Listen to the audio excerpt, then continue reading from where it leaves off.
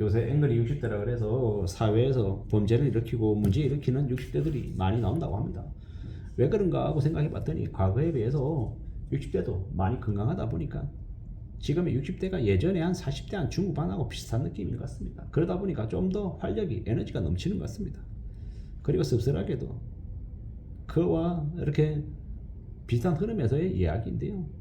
자신이 여전히 일할 수 있고 젊고 활력이 넘치는데 자기에게 역할이 주어지지 않으니까 그래서 더 분노하는 것 같습니다.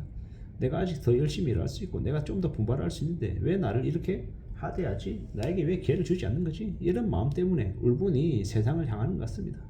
그게 더 억울해서 더 울컥해서 나도 모르게 사람들에게 공격적이 되고 분노를 내보이는 것 같다라는 생각이 듭니다.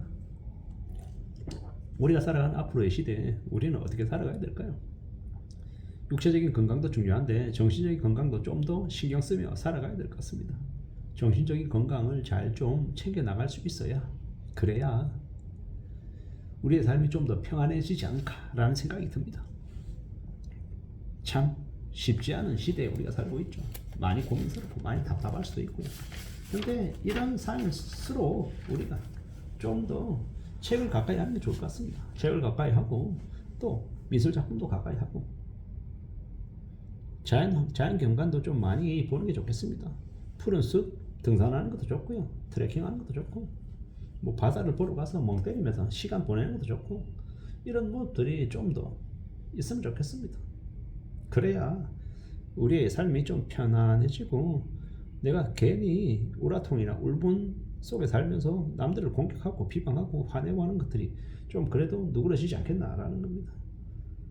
우리가 원하는 것들을 갖기 위해서 항상 쫓아다니며 살지 않고 우리 내면에 이 지혜를 쌓아가기 위해서 사는 게 좋을 것 같습니다. 여러 이제 철학가들도 있고요. 니체나 아니면은 뭐 프리드리 뭐 하이에크 뭐 이런 사람도 있고요. 뭐 여러 이제 뭐 투자자들 있잖아요. 뭐 앙드레 코스텔라니나 피터 린치나 뭐 이런 사람들도 있고 그런 투자자들의 이제 투자에 관련한 책들도 좋고 아니면 뭐 공자 맹자든 아니면 뭐 사마천의 사기든 뭐 여러 이제 고전들도 좋고 아니면은 뭐 문학 작품들이 있지 않습니까? 수레바퀴 밑에 서든 아니면 뭐 여러 이야기들이 있잖아요. 뭐 알베르트 까미의 책도 좋고 뭐 여러 문학 작품들을 뭐 카라마조프의 형제들 뭐 재와 벌 뭐 이런 이제 문학 작품도 좋은 것 같습니다. 그런 작품들을 읽다 보면 우리의 인생을 되돌아보게 되고 우리의 삶을 어떻게 좀 설계해 나갈지 나의 많고 적은 늙어감 그리고 사랑 그리고 부모 자식 간에 아니면 친구 간의 우애 뭐 여러 사람들 인간의 군상들에 대해서도 알게 됩니다. 그러면서 그 속에서 어떤 사람들이 승자이고 어떤 사람들이 패자이고 어떤 사람들의 존경을 받고 어떤 사람들이 멸시를 받는지 이런 것들도 알게 됩니다. 그런 것들을 보다 보면 많은 생각들을 하게 되죠. 우리의 인생을 어떻게 좀 다듬어 나가는 게 좋을지 우리 인생에 뭘 좀 더 이상으로 생각하고 목표로 생각하고 앞으로 나아갈지 여러 가지 생각들을 하게 됩니다. 좀 더 많은 생각들 속에 우리는 살아갈 수 있다는 겁니다. 쉽지 않은 상황 속에 우리가 살고 있지만 이런 세상을 살아가면서 또 우리의 마음을 다스리는 게 제일 어렵다라는 생각도 들고요. 차근차근 차분히 또 다듬어 나가야겠다라는 생각도 하게 되고 많은 생각, 많은 고민들, 많은 어려움도 있겠지만 여러 가지들 속에 우리가 지내고 있는 것 같습니다. 누가 그런 얘기를 하더라고요. 워런 버핏도 44년 동안 연 20%의 수익률을 복리로 거뒀는데 그는 꽤 오랫동안 인내하고 기다리는 줄 아는 사람이었다라는 거. 그리고 지금도 여전히 아주 검소하게 산다고 하죠. 많이 가지려고 욕심 가지지 않고 정말 열심히 성실하게 꾸준함을 내보였기 때문에 그가 투자 대가가 된 게 아닌가라는 생각도 해봅니다. 그리고 우리가 돈을 많이 저축해야겠다, 많이 벌어서 늘려야겠다 뭐 이런 마음을 가지고 있듯이 우리가 우리의 복도 좀 많이 늘려가기 위해서 또 애쓰는 것도 좋을 것 같습니다. 복된 사람이 되어야죠. 남들에게 인정받고 존경받고 남들이 부러워하는 그런 삶을 살 수 있게끔 애써야 될 것 같습니다. 그러려면 어떻게 해야 되겠습니까? 좀 더 분발해야죠. 좀 더 애써야죠. 군더더기 없이 살고 좀 더 성실하게 살고요. 착실하게 살아가야 되겠다라고 생각합니다. 우리가 지하철만 타도요, 매 없는 인간들 많습니다. 임산부 좌석에 부젓이 앉아있는 나이든 할아버지, 나이든 할머니, 아니면 되게 젊은 아가씨들, 어처구니가 없죠. 그런 모습들을 보면 좀 화가 나죠. 출산율이 떨어지고 나라가 쇠락하는 게 그런 이기적인 시니어들 때문인 것 같다라는 생각도 듭니다. 최소한의 공공의식이 없는 이들이 되게 많습니다. 그리고 떠들고 시끄럽게 하는 이들도 많죠.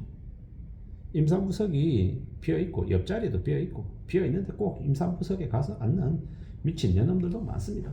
참 어처구니가 없죠. 그렇게 그들이 하는 행동들 하나하나가 결국 자기 자신에게 혹은 자기 자신과 자기 자신의 가족들에게 불운이 이제 끼친다라는 걸 모르는 것 같습니다. 자신의 부덕함, 자신의 버릇없고 남들에게 폐를 끼치는 모습이 자신의 가족에게도 영향이 준다라는 거 그들은 모르는 겁니다. 왜? 그런 것 따위는 신경 쓸 겨를도 없고 가정교육을 받지도 못했고 그러다 보니까 그렇게 살아가는 겁니다. 근데 어떻게 하겠습니까? 그냥 그런가 보다 하고 사는 거죠. 그렇게 살아가는 사람들이 최소한의 인간성이나 연민이나 배려나 공중도덕이나 이런 것들을 알면 좋겠는데 그게 참 잘 안 되는 거죠.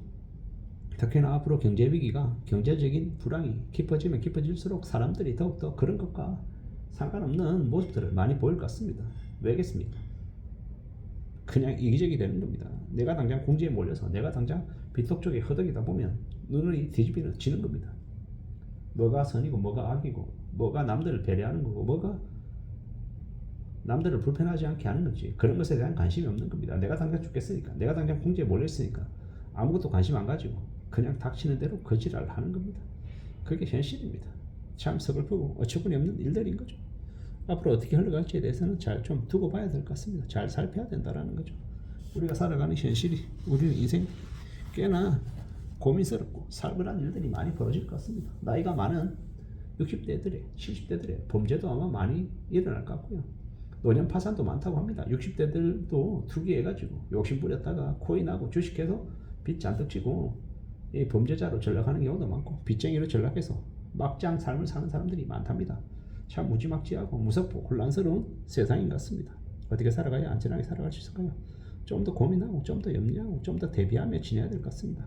험난한 세상을 살아가는데 이 험난한 세상을 우리가 좀 더 안전하게 살아가는 길이 뭘지 어떻게 헤쳐나가야 될지 어떻게 대비해야 될지에 대해서도 좀 더 따져봐야 될 것 같습니다. 생각해야 될 것 같다는 겁니다. 험난한 시대를 살아가고 있기 때문에 좀 더 잘 좀 궁리할 필요가 있겠다라는 겁니다.